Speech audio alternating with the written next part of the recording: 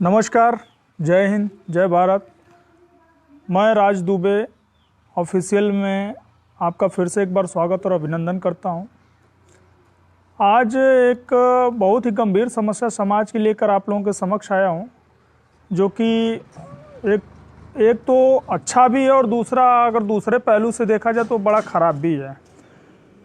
अब अच्छे की बात तो बाद में करेंगे, पहले ख़राब क्या है ये देख लेते हैं।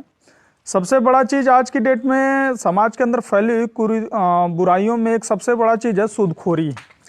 सूदखोरी एक आम नागरिकों के जीवन में एक ऐसा दीमक की तरह है कि अगर कोई व्यक्ति अपने लड़की की शादी के लिए कोई व्यापार करने के लिए, छोटे व्यापारी जैसे हैं वो चना, मूंगफली और तमाम तरह के पोहे, मुरमुरे या जो भी गोलगप्पे लगाने के लिए वो सूदखोरों से पैसा लेते हैं। सोचते हैं कि हम अपनी आजीविका चलाएंगे, लेकिन वो आजीविका कहाँ से चलाएंगे, क्योंकि सूदखोरी गांव से लेकर शहर तक फैला हुआ है।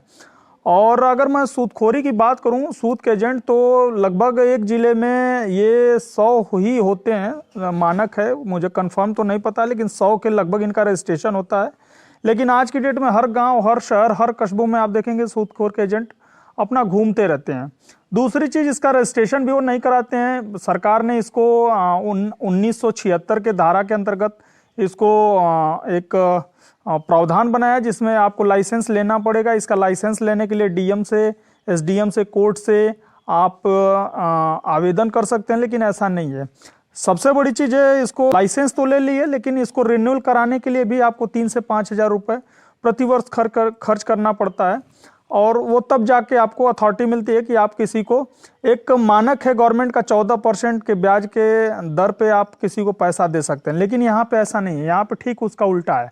उल्टा का मतलब यहाँ पे यह है कि आज की डेट में जो सूदखोर हैं वो प्रति माह 10 से 20% पैसा लेते हैं। एक व्यक्ति को अगर वो 1000 रुपये दे दिए तो कम से कम एक महीने में उससे 100 से 200 रुपये तो सूद है वो उसको देना पड़े। ये बताइए, अगर व्यक्ति 1000 रुपये लेके अपना धंधा करेगा तो उसमें से क्या कमाएगा और क्या खाएगा और क्या आपको देगा।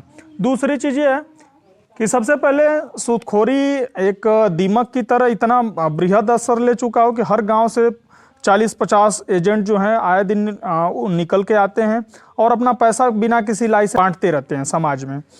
और लोगों की मजबूरियां भी हैं कि ले रहे हैं।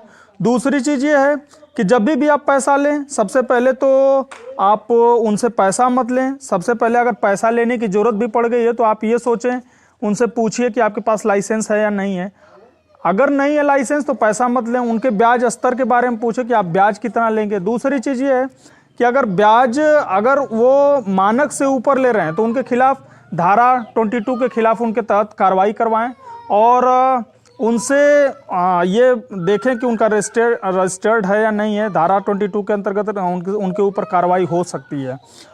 और मैं आप लोगों से यह निवेदन करूंगा कि लोग इससे सूदखोरों का इतना वर्चस्व, इतना प्रेशर होता है कि लोग अब जब आजीविका नहीं उनकी चल पाती है, सारे वो सूद में ही अपना पूरा पैसा दे देते हैं, ऊपर से ब्याज भी हो जाता है, तो अपना धंधा, दुकान, मकान, ज़मीन बेच के वो किसी न देश या परदेश या कहीं भी वो चले जाते हैं बेचारे, या डिप्रेशन के शिकार होके वो आत्महत्या तक कर लेते हैं। तो मैं सूदखोरों से यह आग्रह करता हूँ कि कृपया ह्यूमैनिटी को समझें। वो व्यक्ति अपने बेटी के लिए पैसा लिया है, अपने रोजगार, अपने बच्चों को शिक्षा का जिम्मेदारी, खाने का जिम्मेदारी, सारे समाज में रहने सहने सारी की जिम्मेदारी को लेते हुए वो आपसे पैसा लिया है, तो कृपया मानवता को दिखाएं और मानवता को दिखाने के साथ उसकी मदद करें। मदद का इन द सेंस आप अपना ब्याज लें, लेकिन उस स्तर का ब्याज मत लें, वो डिप्रेशन में चला जाए या आपके बोझ के तले इतना दब जाए कि उसको सारी चीज़ें छोड़नी पड़े।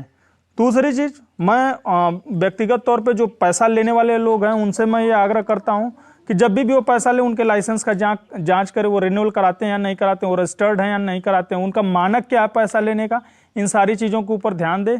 और ध्यान देने के साथ साथ जब आप पैसा लेते हैं तो कोशिश कीजिए कि पैसा उनसे मत लीजिए, अपने संबंधी सगों से आप पैसा लीजिए, उनसे काम कराइए, फिर टाइम पे अपना लौटा दीजिए। बैंक से आप कर्ज ले सकते हैं, एक मानक के ऊपर 12 से 14% के ऊपर पर्सनल लोन भी मिलता है, उससे ले सकते हैं। सूदखोरों से पैसा मत लें और 10 से 20% का ब्याज बहुत है। अगर ज़्यादा वो परेशान कर रहे हैं तो उनके तहत मुकदमा दर्ज कराएं, आप जाके थाने में रिपोर्ट करें, उनके खिलाफ धारा 22 के अनुसार उनके ऊपर मुकदमा दायर होगा और उनका लाइक किया जाएगा, कड़ी से कड़ी उनके ऊपर कार्रवाई हो सकती है सूदखोरों के ऊपर। तो मैं सबसे यही आग्रह करूंगा कि आप स्वस्थ रहें, मस्त रहें, व्यस्त रहें अपनी ज़िंदगी में और दिन दूना रात चौगुना तरक्की करें। इसी के साथ मैं अपने वाणी को विराम देता हूं। फिर मिलेंगे नेक्स्ट वीडियो में। जय हिंद, जय भारत। राज दुबे ऑफिशियल। जय हिंद।